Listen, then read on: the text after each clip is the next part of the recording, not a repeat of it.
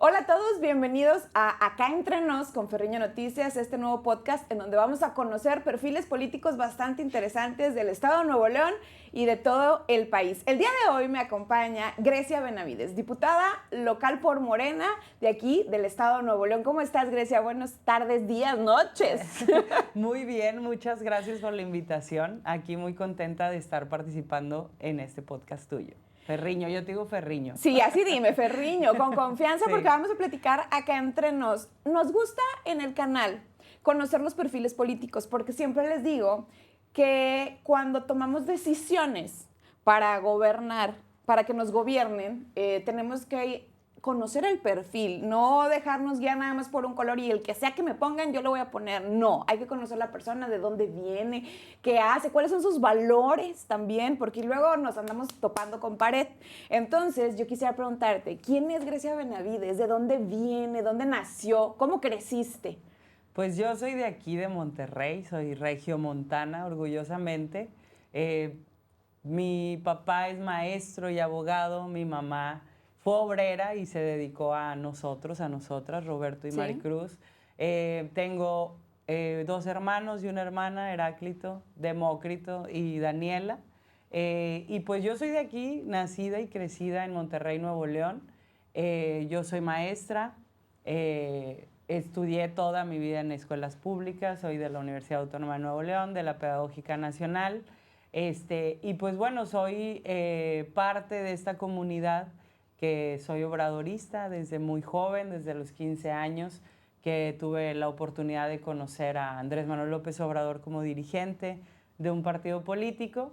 Y pues soy trabajadora y soy una persona que ha luchado toda su vida por los derechos humanos de nosotras las mujeres y las niñas. Sí. Y pues obviamente para que los gobiernos atiendan las necesidades de la gente. A ver, pero me dices, soy obradorista. ¿Cómo nace en Grecia? Me dices desde los 15 años. Una jovencita de 15 años, ¿cómo se interesa en la política? ¿Cómo se interesa en las formas de gobierno? ¿Cómo llega hasta ti ese tema? Porque no es tan fácil que una jovencita de 15 años empiece como a leer acerca de esos temas. Están en otras cosas. ¿Por qué Grecia se interesa en esa parte? ¿De dónde le llega? Pues sí, de mi familia. Yo sí creo que mi mamá es feminista, mi papá luchador en causas, o sea, desde el movimiento ferrocarrilero, ¿no? Con Valentín Campa, con Demetrio Vallejo. Desde antes, ¿no? Mi papá y mi mamá han sido partícipes en las luchas sindicales, en la lucha por los derechos laborales, en la lucha por la democracia en este país. O sea, mi papá y mi mamá vienen de la izquierda, siempre han militado en causas sociales, sobre todo en derechos laborales, pero por los derechos laborales, mi mamá obviamente en todo lo que se refiere a los derechos de la niñez. Aquí ella participó en el primer colectivo que hubo pro derechos del menor, que veían sobre todo los asuntos en los tutelares y cómo los trataban en ese entonces, desde la Convención de 1989. Y pues mi papá abogado siempre en las causas sociales. Entonces en mi casa toda la vida se hablaba de política, de lo que sucedía con el gobierno, de lo que estaban haciendo en el gobierno, de cómo participaba la gente o de cómo incidían en la comunidad. O sea, yo soy yo crecí mi niñez en el Poniente, en la colonia Emiliano Zapata. Entonces era siempre estar hablando de lo que le pasaba a la comunidad. Sí. ¿No? Entonces de ahí siempre yo Entonces, adquirí. en tu casa desayunaban, comían y cenaban, hablando de qué está pasando Lo en seguimos la haciendo. política. Es algo que llevas en la sangre. ¿Cómo fue crecer dentro de una familia de izquierda, pero con un gobierno prianista? ¿Cómo era el entorno? ¿Qué escuchabas de tus papás en tu colonia? ¿Cómo veías las cosas hoy que eres adulta y te pones a pensar qué sucedía en aquel entonces?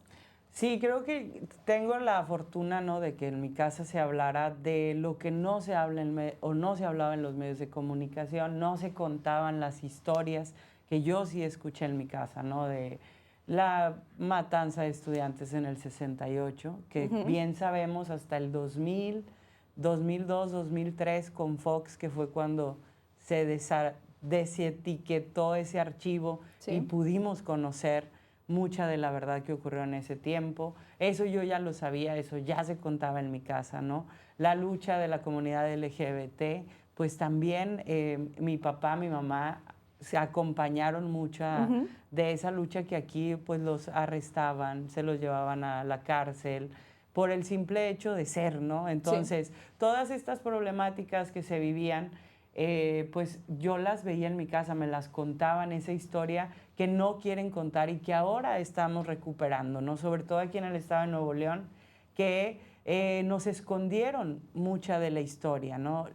Por ejemplo, el movimiento ferrocarrilero aquí fue pieza fundamental para la autonomía de la universidad, y son cosas que no cuentan y que no están y que siempre han dejado a un lado, ¿no? Siempre se cuenta la historia de los empresarios y se conoce a Nuevo León como los empresarios, pero no como los trabajadores y trabajadoras. Entonces, en esas historias que siempre a mí me contaron y que hemos visto ya en la edad adulta, que se han comprobado, que se han dicho, ¿no? Como esto del 68, que en ese tiempo dijeron, hoy es un día soleado, o todas las desapariciones, ¿no? Lo que contaba doña Rosario Ibarra, que es de aquí, que es de Monterrey, que tuve el honor y privilegio de conocerla y de que ella nos contara lo que se ocurría, ¿no? En la llamada Guerra Sucia, que no podías traer a un Che Guevara, que no podías estar leyendo ciertos libros, y que desaparecieron a muchos jóvenes, hombres y mujeres, en ese tiempo aquí, y que ella encabezó esa lucha, ¿no? Por encontrar a sus hijos, a sus hijas, y que desde entonces decimos, vivos se los llevaron, vivos los queremos.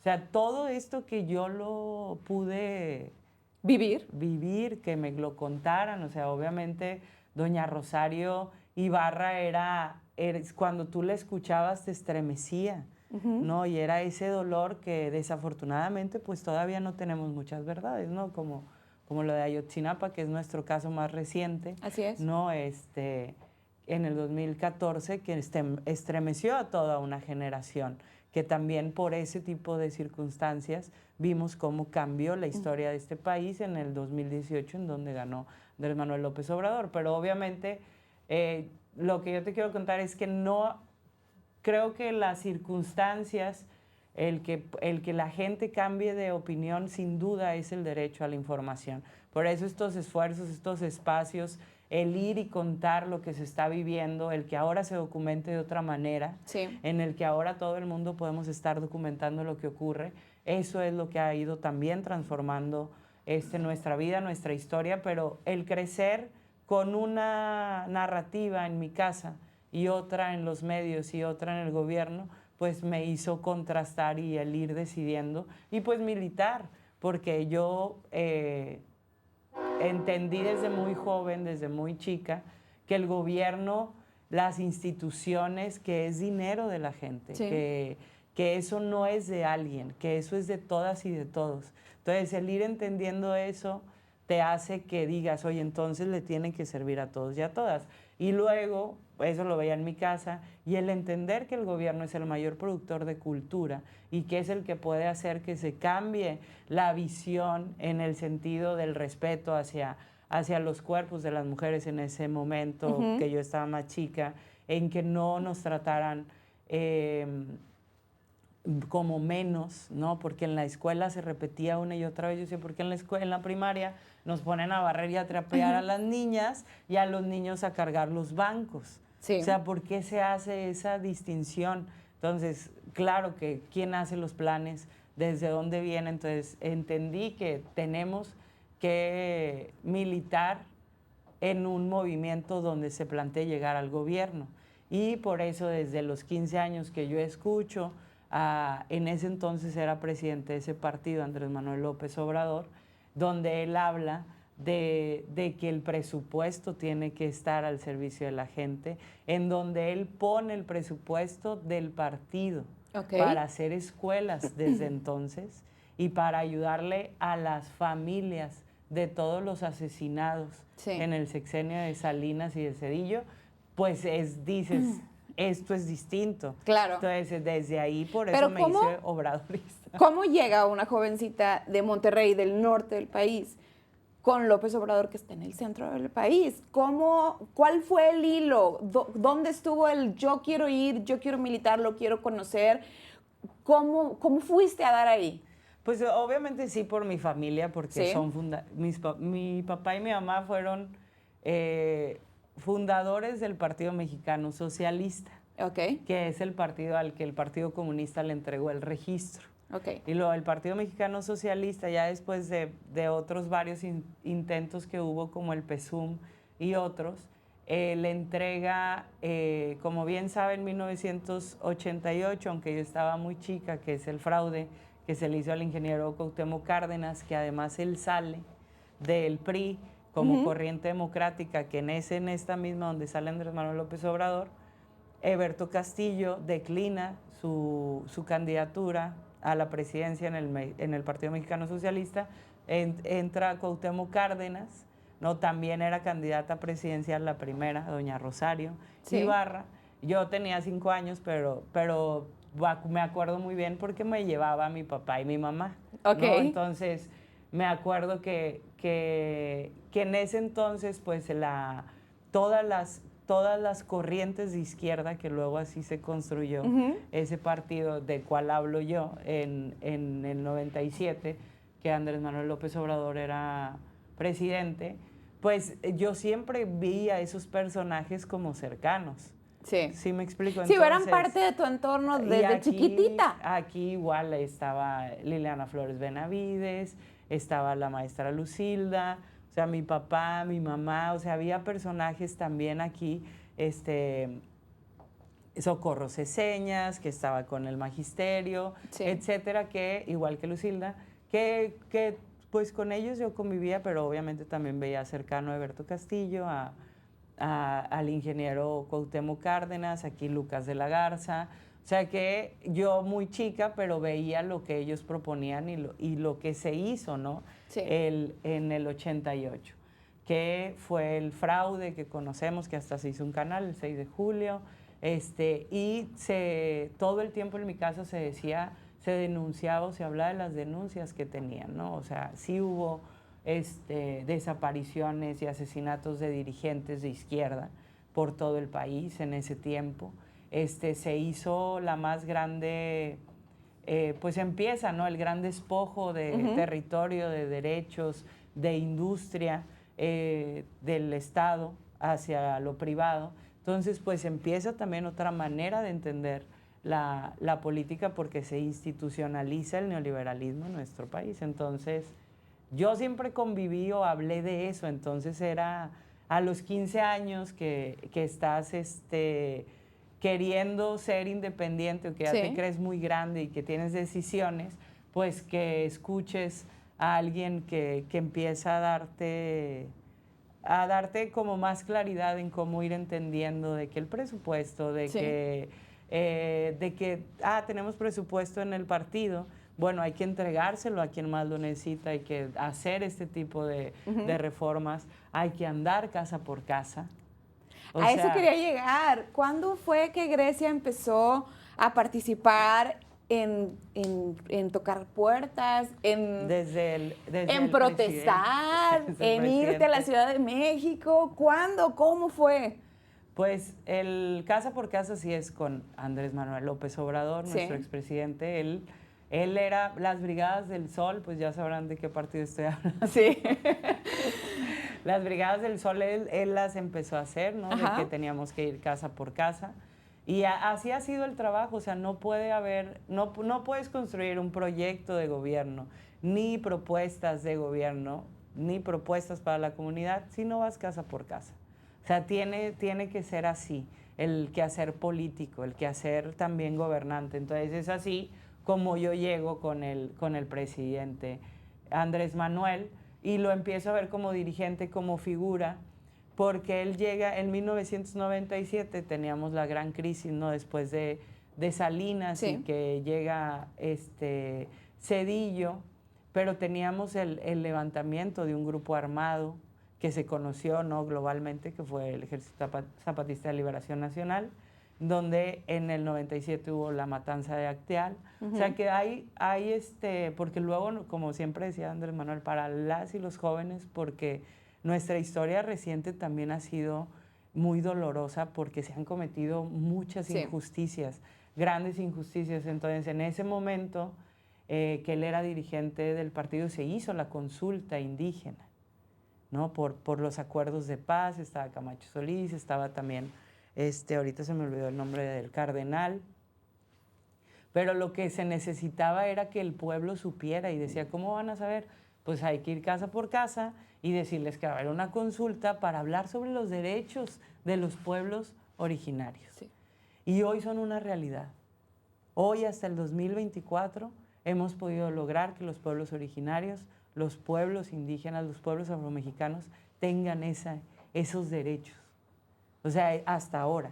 Sí. Pero yo me acuerdo que con él era desde 1997. Desde caminar cada rinconcito del país. Así es. Entonces, hoy vemos materializado muchas de esas luchas que son causas justas, que pertenecen, por ejemplo, los pueblos originarios, que son quienes son de este territorio, sí, quienes han protegido nuestro gran legado de esa raíz, que es la raíz indígena. Entonces, hasta ahora lo vemos, pero lo entendíamos desde entonces, ¿no? Entendíamos por qué se levantó el ejército zapatista, entendimos cómo, pues, desprotegieron completamente al campo, que muchas ciudades se vaciaron para poderse ir a trabajar a Estados Unidos. Entonces, todo esto era nuestro día a día, que no se hablaba o que se hablaba muy poco, y que siempre ha habido, eso sí hay que decirlo, siempre ha habido esfuerzos de medios de contar esa verdad que no se quiere contar o esa verdad que no se paga, sino esa realidad que es la que está. Y pues eso es por eso yo estoy, o por eso me acerqué a Andrés Manuel López Obrador. Entonces, ¿te costó caminar? Caminaste en Nuevo León, tocaste puertas, caminaste en muchos lados, estuviste en la lucha. Llegó el 2018. ¿Cómo llega a Grecia el 2018? Ya después de pasar por el partido de El Sol. Pues en ese todavía. ¿Cómo fue el decir, me voy a quedar aquí porque creo en este proyecto? El Morena. Sí. Porque la verdad es que te cuento, ¿no? Nosotros que veníamos de ese partido, o sea, sí veíamos que aunque tuvo un buen inicio, porque le entregó el PMS el registro a ese partido, eran muchas corrientes de izquierda, porque se quedó también así el nombre de las corrientes. Los primeros años de ese partido fueron estelares, sí, ¿no? Porque se hicieron muchas cosas. 1997, primera elección en el Distrito Federal, la gana la izquierda, sí, y se empieza a transformar los gobiernos, ¿no? Pero yo sí pienso que el gobierno que más ejemplos dio de cómo cambió completamente la manera de entender al gobierno y a las instituciones fue Andrés Manuel López Obrador cuando él entra en el 2000 como jefe de gobierno de la Ciudad de México, hoy Ciudad de México, Distrito Federal en ese entonces, que empieza a hacer grandes proyectos de infraestructura, ¿no? Como el segundo piso. Yo me acuerdo que decían, está loco, ¿cómo sí va a ser un segundo piso? Y él decía, a ver, mi plan de desarrollo es tal y se necesita para esta ciudad, que son 18, eran en ese momento, proyectaban 15 millones. O sea, ¿cómo un gobernante, que eso es lo que ha cambiado en el quehacer político y gobernante Andrés Manuel López Obrador, y por lo cual yo me digo orgullosamente obradorista, es que se planteen soluciones a corto, a mediano y a largo plazo? Entonces, él hace el primer BRT en este país, que es el Bus Rapid Transit, que es el Metrobús. Él lo implementa. Un año educó a la gente para que no diera vueltas sobre Insurgentes.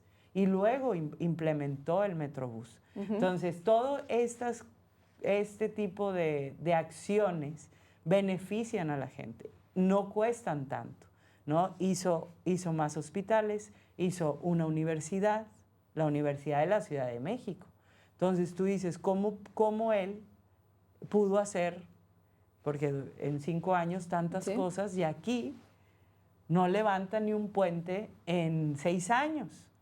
¿No? ¿Por qué? Y empezamos a tener la explicación de esta realidad de la corrupción, de que se va en el caño de la corrupción la mayoría del presupuesto, que es de todas y de todos, ¿no? Entonces, llega el 2006 como él como candidato, hace un fraude. Yo me voy al plantón. Sintieron? Yo me voy al plantón. ¿Qué sintió Grecia después de caminar tanto, luchar, el ver que sí se pueden hacer las cosas, como me estás diciendo? Llegó a gobernar el entonces Distrito Federal y mostró cómo sí se pueden hacer las cosas, se lanza por la presidencia. La pensión para adultos mayores. Desde ahí, claro. Con él. Entonces, ¿cuál fue el sentir de todos los jóvenes en ese entonces que estaban con Andrés Manuel al ver el fraude tan grande? ¿Se les quitaron los ánimos? ¿Se levantaron más fuertes? ¿Lloraron? ¿Qué pasó? Yo sí pienso que esa es la que a mí más me ha dolido. Obviamente la del 2006, estaba más joven, pero sí fue cómo en ese momento el IFE jugó con nosotros toda la noche con la votación, ¿no? Sí. Obviamente teníamos representantes de casilla, pero hubieron muchas cosas, ¿no? Desde la compra, la amenaza, muchas cosas que, bueno, ahí está el fraude 2006 y sabíamos que nos iba a ir muy mal con Felipe Calderón, pero no dimensionábamos qué tan mal. Y pues estuve yo en el plantón, se hizo la Convención Nacional Democrática, se hizo el gobierno legítimo, yo fui representante del gobierno legítimo y pues empezamos otra vez a prepararnos. Eso fue legalmente, todo se hizo, pero no se pudo y nos empezamos a preparar para el 2012. Siguiendo, tocando puertas, Igual. Trabajando todos los días. En ese lapso, el presidente Andrés Manuel recorrió todos los municipios de todo el país. O sea, ya había recorrido muchísimo para el 2006, pero los volvió y ahora sí tocó todos, ¿no? O sea, yo me acuerdo en el 2009, 2010, fue cuando todos los municipios de Nuevo León los recorrió. Entonces, nos preparamos mejor para el 2012, pero Monex, todo esto, ¿no? Que pasa, pero hay algo que es muy importante, como bien lo decimos y lo dice muy bien el presidente, las benditas redes sociales. Es lo que te iba a decir, llegan las redes sociales. 2009, 2008, 2007, 2008, 2009 empieza a hacer el boom de redes que tienes más interacción, porque antes teníamos el Fotolog en el 2006. Sí, y ya, nada más subías una fotografía y ya. Ni videos, ni todo eso, ¿no? Entonces, creo que la intervención de YouTube, además de Facebook, Twitter en ese momento, hizo que se socializaran más cosas y se pudieran hablar de otras realidades, de otras verdades, de otras perspectivas. Y entonces en el 2012 llegamos ya, no éramos los jóvenes por AMLO, que éramos muy poquitos en el 2006. En el 2012 llegan las universidades y pasa lo del 132, todo esto porque Peña Nieto era gobernador de Estado de México, Atenco y otras circunstancias que lo señalan y que se puede empezar a investigar y se puede llegar a esa información. Entonces, el 2012 fue diferente por las redes sociales, por YouTube, y por estas redes sociales como el Facebook y el Twitter, ¿no? Sí. Porque ya había toda una red para apoyar a AMLO. Y de acceso a la información de verdad, porque luego los medios convencionales te decían cosas que te ponían, me van a venir a meter los venezolanos a mi casa y me van a quitar mi casa y nos vamos a convertir en no sé qué, y empezó toda una campaña, no quiero decir, pero pues sí, bastante ignorante, pero se aprovechaban los medios grandes. Claro. ¿No? Entonces, con las redes sociales llegan otros medios a decir, no es cierto, mira, y aquí están las pruebas, y aquí lo puedes saber, y consúltalo aquí. Entonces, sí, como dices tú, se empiezan a informar de verdad. Y los periódicos se digitalizan. Todo cambia. Ajá. Entonces, también el acceso a las noticias llega de otra manera. Sí. Y es importante, yo creo en eso, que eso fue también clave para que el proyecto de nación que tenemos como movimiento se pudiera conocer. porque antes de verdad sí había un cerco informativo, nosotros le decíamos así, hasta se crearon radios comunitarias, yo fui parte de una, para poder hablar, pero ya con las redes ya fue otra cosa. Y entonces en el 2012, aunque también nos hicieron fraude, hubo muchas cosas, estábamos preparadas mejor, electoralmente hablando, ¿no? Legalmente hablando, con nuestros representantes, pues desafortunadamente no se reconoció que hubo fraude. No hicimos lo mismo que en el 2006, sino Andrés Manuel es un presidente que además es un dirigente que escribe, entonces siempre nos daba libros. Entonces no decir adiós a la esperanza en el 2012 fue clave para que mucha militancia dijéramos, me quedo. Esto no es sencillo, esto es un proceso, esto es un cambio histórico. Entonces pues nos quedamos y fundamos Morena. Te tocó fundar Morena desde abajo. ¿Qué hacía Grecia Benavides en Nuevo León en aquel entonces? Pues primero organizamos las asambleas, que fueron 300 en todo el país, aquí nos correspondían 12 en ese entonces, para avisarles, para decirles que participaran en esas primeras asambleas. Yo creo la que más gente fue, han de haber sido 70 personas. Así se empezó a fundar Morena en Nuevo León.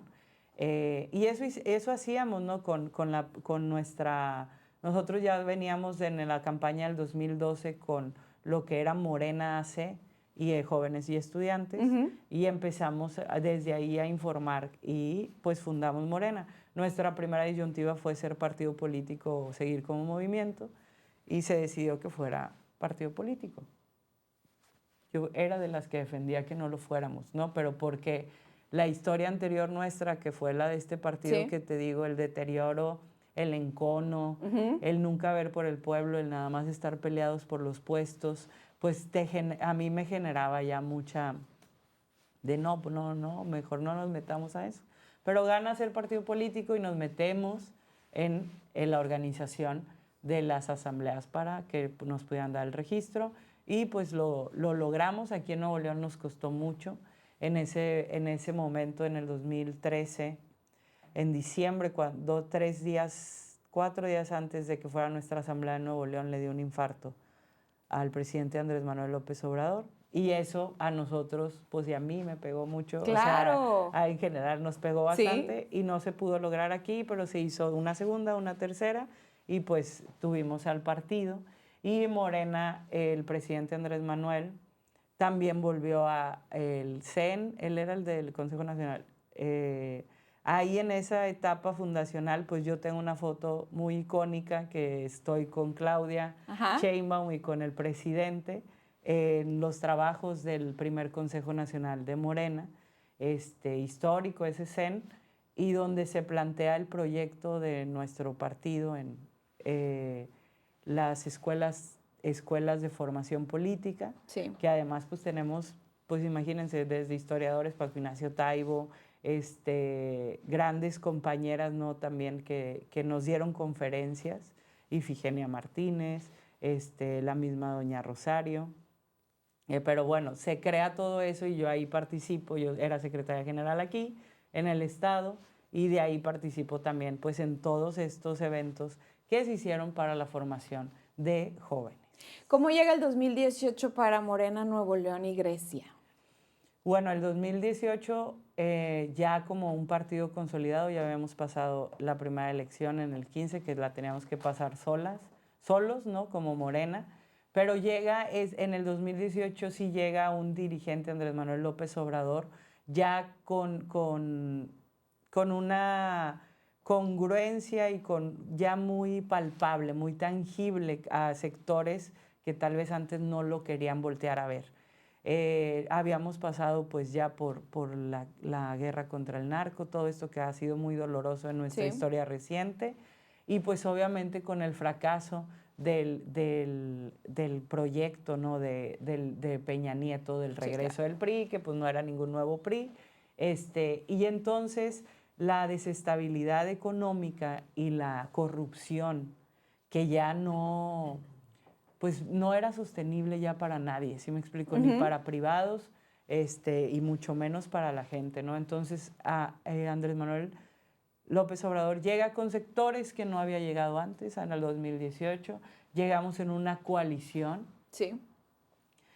También con partidos que nunca lo imaginamos como, bueno, o la gente que construyó el PES. Sí. Entonces, llegamos en esa coalición, obviamente siempre sí con el PT, porque siempre hemos sido aliados, siempre ha sido nuestro gran aliado el Partido del Trabajo, pero el 2018, ya después de haber recorrido como Morena el presidente, porque recorrió otra vez todo el país, todos los municipios, sabíamos que nuestro proyecto era el más fuerte. El más fuerte y el que era el sensato para rescatar a este país, ¿no? Un México muy dolido por todas las personas que no regresaron a su casa en esta guerra tan absurda contra el narco, guerra, que hizo Felipe Calderón. Entonces, pues se alinearon los planetas.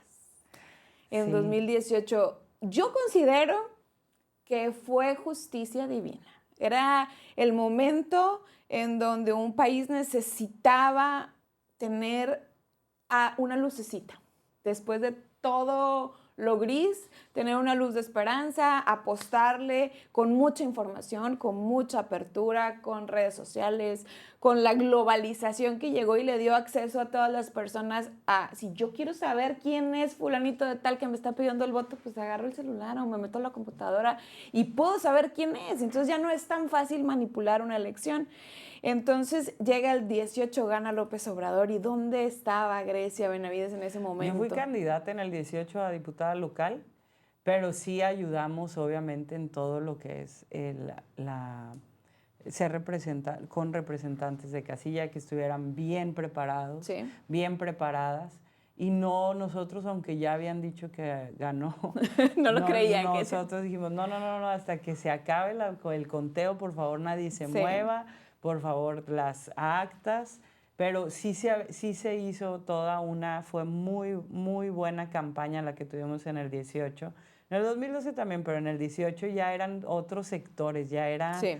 Aquí en Nuevo León se notó muchísimo que la gente estaba muy harta y además de eso muy golpeada económicamente, todos los sectores, ¿no? Pero sobre todo, pues la clase trabajadora estaba muy golpeada, el aumento de las gasolinas cada mes, pues impactaba fuertemente, ¿no? En la economía en general. Entonces, llega el 18 con una gran campaña del presidente Andrés Manuel, y también con un gran...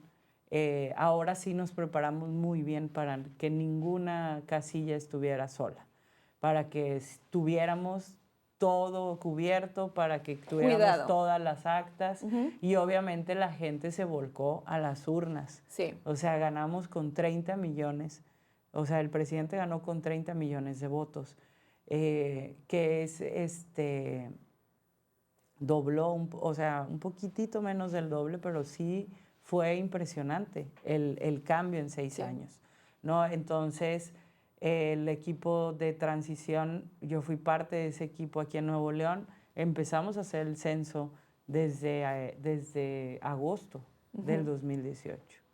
De la gente llegaba así, no, es que ya va a entrar y sí le va a dar su pensión y todo esto que estaba proyectado y todos los cambios en el Plan Nacional de Desarrollo que tú lo puedes ver, que es lo que cualquier persona podemos ver que va a ser un gobernante. Que a mí, la verdad, con la primera reunión que tuve con él, pues lloré de emoción de ver que íbamos a poder materializar lo que mucho tiempo soñamos nada más, ¿no? Como él, yo que siempre me entendí como clase trabajadora y que iba a tener que trabajar para obtener un salario, el aumento del salario y que hoy lo hace al 12% la presidenta, la primera presidenta. O sea, todo eso que lo veíamos como un plan que estaba plasmado, vimos que al final de su sexenio se cumplió, ¿no? Entonces, creo que eso es lo más importante en cualquier quehacer público. Sí. Tiene que haber una rendición de cuentas y quién sabe si es un buen gobierno o no, pues somos quienes vivimos en este territorio, ¿no? Dependiendo de los niveles de gobierno. Pero sí decirles que obviamente, por eso lo vuelvo a decir que soy orgullosamente obradorista, porque se planeó con datos, con diagnóstico, con todo lo que tenemos que saber para hacer un buen gobierno, ¿no? Mucha gente dice, ¿por qué Guerrero es el estado más pobre o por qué Chiapas es de los estados más pobres? Pues porque no hay gasoductos. Y ningún gobierno quiso hacer gasoductos ahí porque la electricidad, la mayoría, el 70% se genera con gas. Entonces, por eso no hay industria ahí. Sí. ¿No? Aquí tenemos la cuenca de Burgos, etcétera. Todo esto, este plan que hizo, obviamente, que levantara al sureste mexicano, que era una deuda y que hoy vemos al Tren Maya y que hoy vemos al del Istmo y que va a desarrollar el sur, que no se había desarrollado de esa manera y que va a ayudar a la economía en general, pues tú dices, para eso es un gobierno. Para eso es estar en un proyecto político, claro, no para nada más ir a hacer campaña o hacer bonitas canciones o no. No. Es de verdad cambiar la vida de la gente. Oye, Grecia, quisiera saber cómo fue tu brinco de estar en la red, de tejer todos los programas, el nacimiento de un partido, el caminar las calles. Saltas al servicio público, llegas a una diputación ahora en Nuevo León. ¿Qué te animó a decir, yo voy a participar, qué quiero hacer por Nuevo León? Bueno, creo que la militancia también, la misma comunidad de militancia de quienes hacemos Morena, pues te decían, oye, ya, porque no puedes estar, no puedes estar, porque yo me hubiera quedado con el presidente en bienestar todo el tiempo, ¿no? Pero aprendí muchísimo en bienestar, se hizo, nos tocó, ¿no? La pandemia que fue muy fuerte para todos y para todas, pero que gracias al gobierno de México que en ese momento encabezaba Andrés Manuel salimos adelante, no solamente por los créditos que dio, por la vacunación, porque eso también hay que decirlo, nuestro gobierno intervino en la ONU para que no se comercializara la vacuna contra el COVID. Entonces, todo esto en bienestar hace pues que también digas no podemos descuidar nuestra herramienta política que es el partido, porque en gobierno pues sí se hacen muchas cosas, aprendemos y qué bueno que se materialicen en los planes y proyectos, pero sigue estando nuestra herramienta ahí, ¿no? Entonces yo me regreso a la herramienta por otras cuestiones en el sentido de seguir concientizando, de seguir casa por casa. Yo veía como quiera que había mucha turbulencia mediática, que no se contaba todo lo que estaba haciendo el presidente Andrés Manuel. Y obviamente tienes otra libertad si estás en el partido para ir a hablar con la gente, ¿no? En el gobierno no puedes hablar mal de ningún gobernante, ¿no? Y esa es una disciplina que está bien y que se exija en los gobiernos, ¿no? En gobierno no somos partidistas. No. Y eso lo tenemos bien claro en Morena. En gobierno es gobierno para todos y para todas. No somos de un partido, entonces, por lo mismo que yo quería tener esa libertad de hablar y de seguir construyendo desde esta perspectiva, pues me regreso al partido. ¿Para qué? Para seguir organizándonos y seguir viendo qué está pasando en Nuevo León, porque ya tenemos mucho tiempo que la estamos pasando muy mal. Sí. Entonces es por eso que decido, además de que yo me sentí, obviamente de ser parte de la Cuarta Transformación y que sea este movimiento el que llevó a la primera mujer presidenta, ¿no? Claudia Sheinbaum, que es una de las dirigentes y compañeras extraordinarias que también gobernó muy bien la Ciudad de México y que lo está haciendo muy bien, pues ayudarle a ella aquí en Nuevo León, pues también llevar otro tipo de cuestiones ya más locales como Morena al Congreso del Estado, ¿no? Y es lo que a mí me motiva, porque creo que no ha habido un proyecto serio para la gente de Nuevo León, no se han planteado soluciones para las necesidades que tenemos quienes vivimos aquí.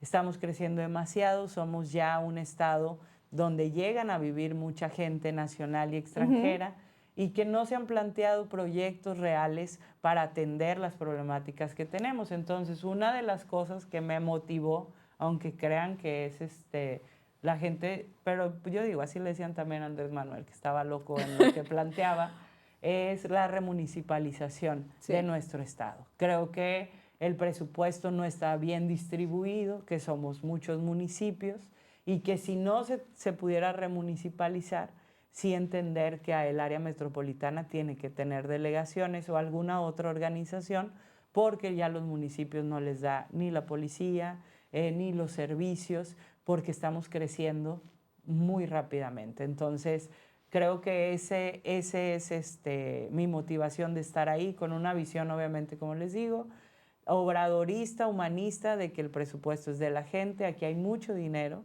Ahorita estamos en esa discusión. ¿Dónde está el dinero de Nuevo León, Grecia Benavides? Así es, ¿dónde está?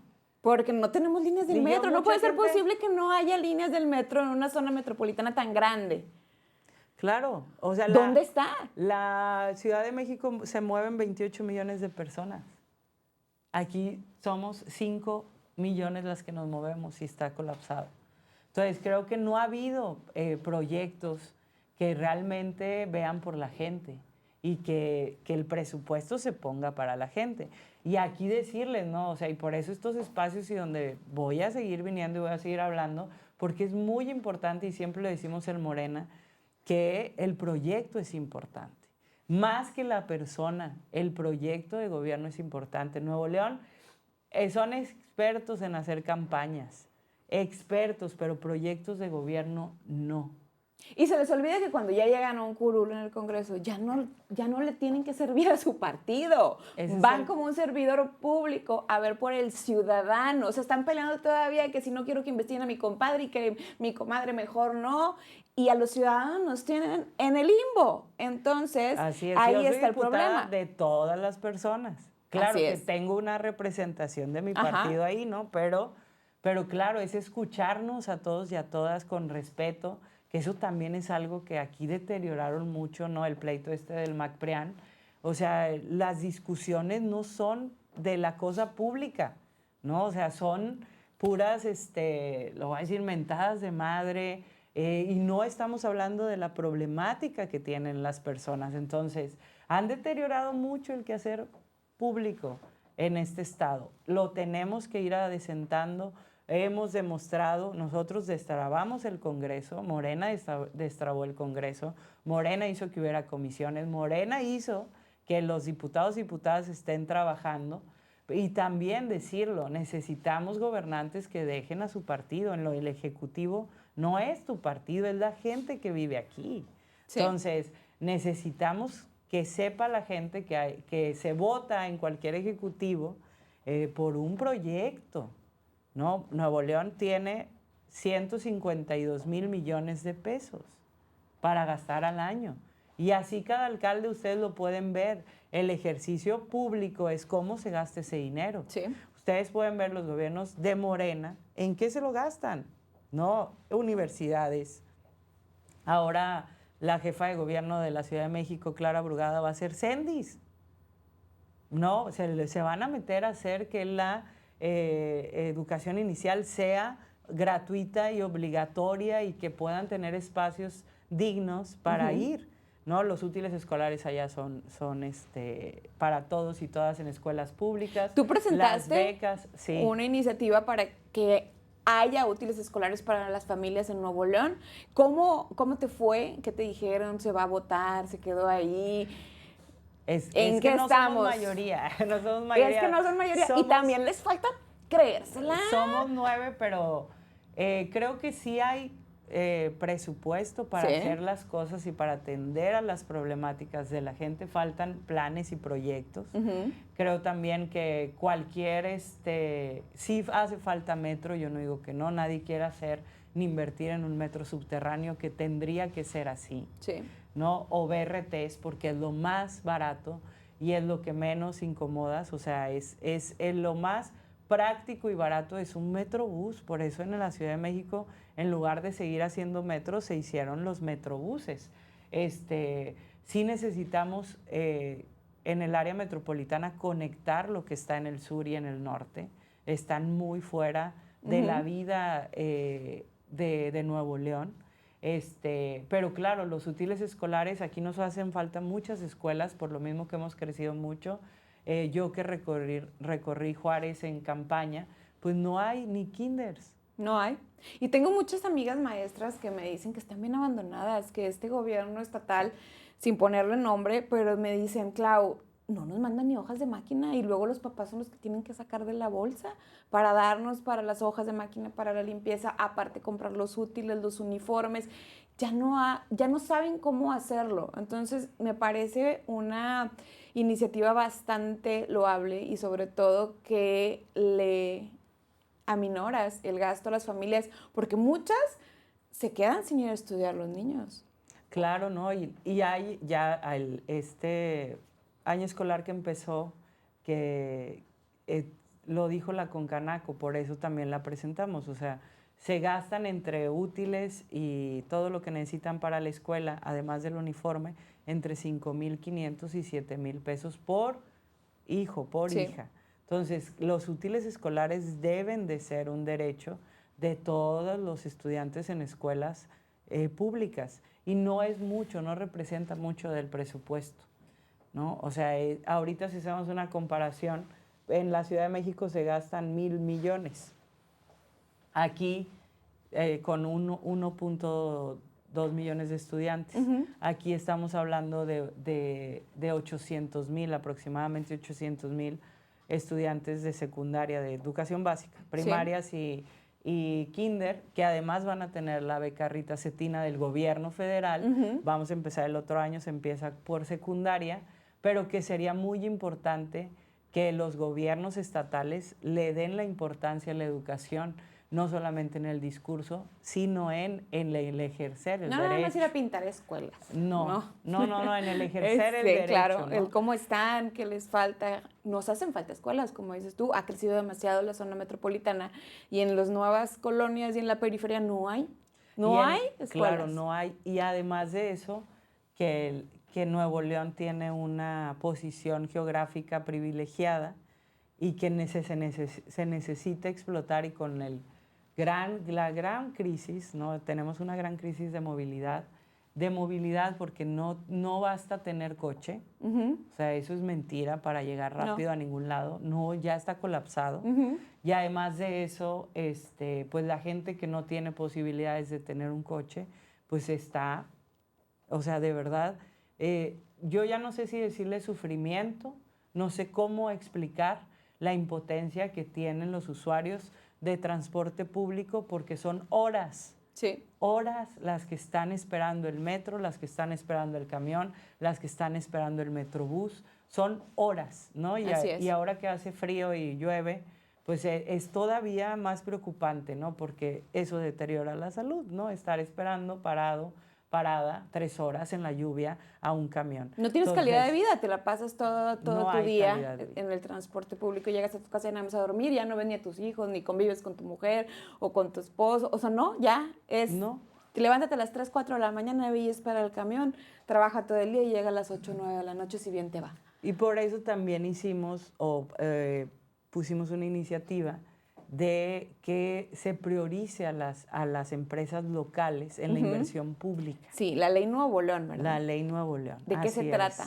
Eso son agregar, agregamos una fracción y cambiamos varias fracciones de la ley de adquisiciones, que esperemos que si no la aprueben, porque en esta crisis del transporte, si Nuevo León y Coahuila, independientemente si son empresas nacionales, aquí están y dan trabajo, las que no son nacionales, pero Coahuila y Nuevo León son el primer productor de autobuses y tractocamiones del país. O sea, no solamente dotan del 80% de estos camiones al país. O sea, entonces, ¿por qué nos tenemos que traer camiones de otro lado si aquí hay una gran producción de ellos? ¿No? Y de eso se trata la relocalización, de que si aquí necesitas, o sea, irte a donde está ¿por qué nos vamos muy lejos? O sea, no entiendo por qué la compra tiene que ser tan lejos si aquí lo tenemos. Entonces, ante la grave crisis que estamos viviendo porque los camiones no llegan, Y luego llegan, se descomponen y no hay piezas para arreglarlos porque no son de aquí. ¿por qué no se prioriza la inversión Sí. pública en empresas que ya están dando trabajo aquí? Y En se que- queda el recurso aquí, le estás dando la vuelta también. y porque, que no hay costo de traslado, sí, ¿no? Entonces, creo que para nosotros eso es muy importante y además de que se licite y se le haga la inversión pública en empresas que generen el menor impacto ambiental. Y eso también se requiere si están aquí, sí. ¿no? O sea, entonces, creo que debe de plantearse soluciones reales con todos los sectores del Estado de Nuevo León. O sea, no puede un gobernante decir esta Cámara no, esta sí, no se puede. Necesitamos, el gobierno se hace con todas y con todos.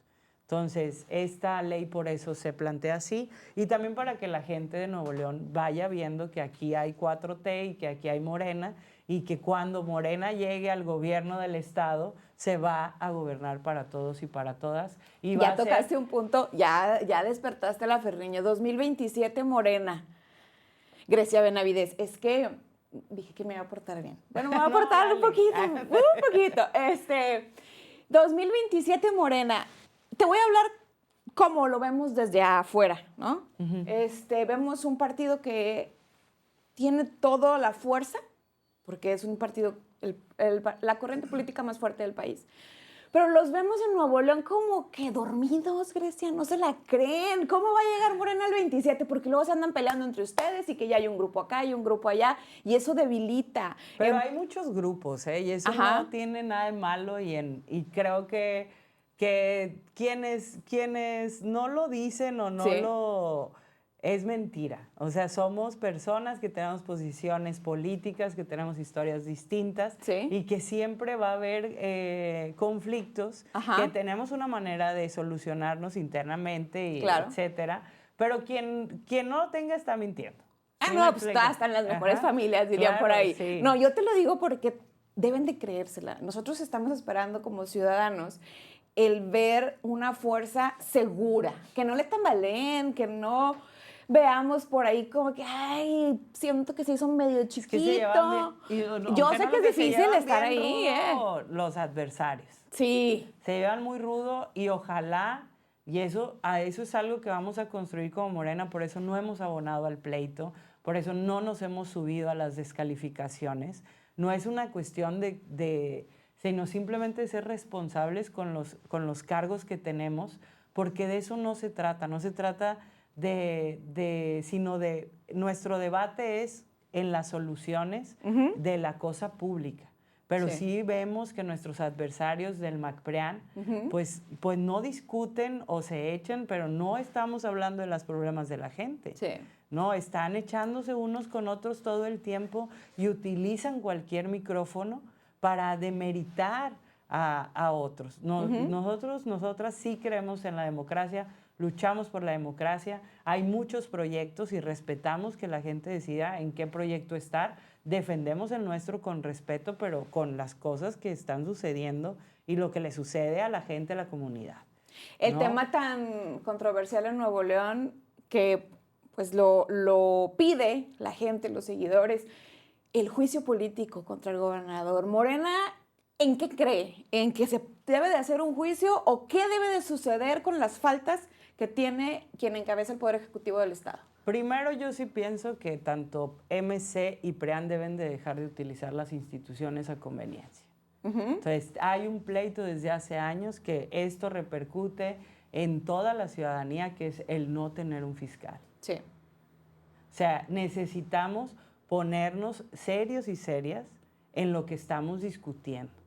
¿Sí me explico? Yo no voy a ser muy responsable con mi encargo, que es representar a la gente. Entonces, no es,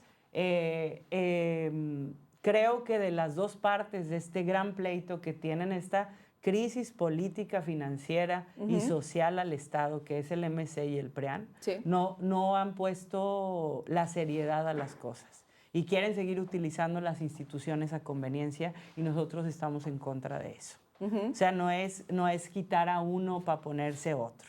¿Sí me explico? Entonces, tenemos que llegar a acuerdos que sean en beneficio de la gente. Y eso sí se los puedo asegurar. Morena somos los únicos, las únicas que vemos primero por la gente. Los demás están en sus asuntos y en sus proyectos personales. Sí. Entonces, esta es una, la del juicio político.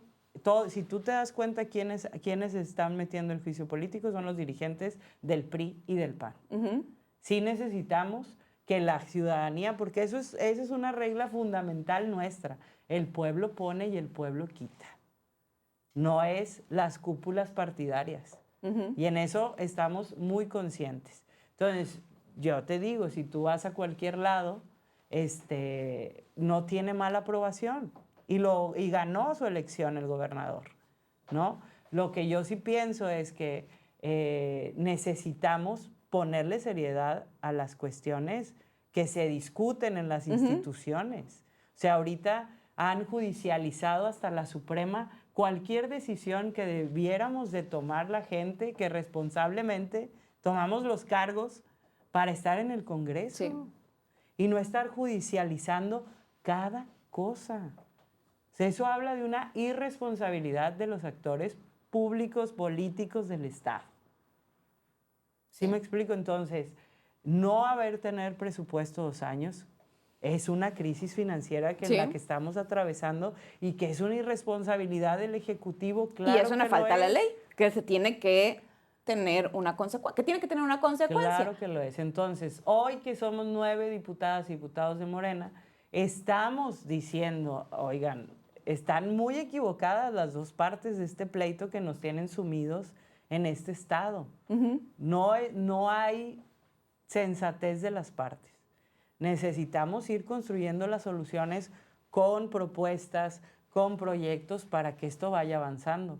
Pero sí es muy importante que la gente sepa que ojalá y hagamos una consulta, porque nosotros propusimos y materializamos la revocación de mandato. Morena en la legislatura, entrando en el 21, propuso Waldo Yanilú que hubiera revocación de mandato. Fue el PRI, el PAN y el MC el que lo mandaron hasta el otro gobernador o gobernadora. Fueron ellos los que no materializaron las herramientas para la gente. Siguen queriendo ser unos cuantos los que deciden a quién Entonces poner. ahorita pues, ya no es opción la revocación porque, pues, como dices tú, lo mandaron a que sea activo, ¿no? A que valga hasta en el otro sexenio sí va a haber revocación de mandato. Pero es lo que me parece incongruente, porque además llegaron juntos, MC y PRIAN. O sea, llegaron juntos al gobierno del Estado. El problema es, pues allá vemos que hay un gran pleito que no tiene nada que ver con lo que está viviendo la gente. Que eso es nosotros lo que estamos poniendo en la mesa. La gente está sufriendo por no tener transporte, la gente está sufriendo por no tener escuelas, la gente está sufriendo por no tener ambulancias en sus municipios, la gente está sufriendo por no tener hospitales. Y como bien saben, aquí como tenemos regionales aquí del IMSS, pues, o sea, se atiende a muchísima gente. Así es. Entonces, qué bueno que vino la presidenta Claudia a inaugurar otra unidad médica. Se está haciendo la de Cometas allá en Juárez, se va a hacer otra en Salinas y se va a hacer un hospital de especialidades en Santa Catarina, que creo que esas son cosas que pueden ver que los proyectos de Morena siempre vamos a poner a la gente, que el derecho a la salud es una deuda y que se está poniendo. Y además de eso, como les digo, las becas, que también va a ser la presidenta de la educación, ya planteó también en el 4º, 5º año hacer una universidad aquí, de su sexenio, ¿no? De la presidenta. Y además, pues algo que para mí siempre ha sido muy importante, que es la igualdad sustantiva, la igualdad real entre hombres y mujeres, que lo está promoviendo el gobierno de México, que por eso también me siento muy orgullosa de ser de la Cuarta Transformación, porque a las mujeres y hombres, niñas y niños se les ve como personas, como sujetos, sujetas de derechos. Por eso la beca Benito Juárez en prepa sea por igual, no que tengas 10, no que seas hombre, no que seas mujer, no que vayas a estudiar después, sino que eres estudiante de prepa, tienes tu beca. Y así va a ser con la secundaria. Eres estudiante Pero no es de quitarle secundaria. también como la intención de estudiar a los jóvenes, porque yo me acuerdo que cuando estábamos chiquitas, pues querías la beca y hacías la tarea para ganarte tu beca, y ahora pues nomás por ir a la escuela me van a dar beca. Porque es ¿No un sería derecho. también como, pues bueno, ya mejor no voy ni hago la tarea? No, yo lo veo porque es un derecho. Al final de cuentas, tenemos en algún momento que cambiar los planes y programas educativos porque no toda la gente, o sea, las materias, la gente se desarrolla de diferente manera. Sí, las inteligencias Sí, múltiples. El que es bueno para Entonces, matemáticas no lo es para historia y viceversa, ¿no? Entonces, tal vez los planes y programas de estudio Ajá. entonces, son un requerimiento para que tú puedas estar de año en año, en año, en año. Y hay veces que no vas a tener la misma atención tú en alguna materia, en alguna ciencia que en otra. Entonces, creo que es sí cultura general, que lo tenemos que saber, que te ayuda a saber qué quieres hacer después o cuál va a ser tu línea de investigación, claro. que es la línea de vida que siempre va a seguir una persona y que por eso es muy importante que se le diga a la gente, a las personas, a las más jóvenes, que tienen que seguir estudiando, que tal vez les aburra algunas materias, pero que lo cursen. Sí, Y que lo estudien necesiten. y que luego... Lo necesitan. Exactamente. Sí. Y luego ya vayan y se desarrollen en la línea de investigación que quisieran o en la línea artística que quisieran o en la línea técnica que quisieran, ¿no? Entonces, creo por eso es muy importante las becas. Muchas gracias, Grecia. Fue una plática que me gustó mucho, muy enriquecedora. Yo creo que a todos ustedes también, porque conocimos un perfil que no nos imaginábamos que existiera en Nuevo León una mujer que ha caminado con la izquierda desde pañales. Entonces, contigo sabemos que ni es moda, ni es conveniencia, sino que es algo que llevas en la sangre y que haces por servir a los demás. Te quiero agradecer por este espacio y invitarte a que sigas viniendo a platicarnos qué haces, qué iniciativas vas a hacer, qué pasó en el Congreso, porque tener una voz tan fuerte, femenina en Nuevo León, la verdad es que nos da mucha fuerza a muchas personas. No, muchas gracias y yo te quiero felicitar porque estos esfuerzos que haces no solamente en tus redes sociales, tus opiniones, también decir, ¿no? O sea, rompes muchos estigmas porque las mujeres hacemos política, hacemos gobierno y hablamos de la cosa pública. Entonces, te agradezco mucho. Gracias. Y me da mucho gusto estar aquí contigo y seguir platicando en estos espacios. Muchas gracias por habernos acompañado. Recuerden compartir este video, darle like, pero sobre todo dejarnos sus comentarios y sus opiniones y sus saludos. Los quiero mucho y nos vemos hasta la próxima en Acá Entre Nos con Ferriño.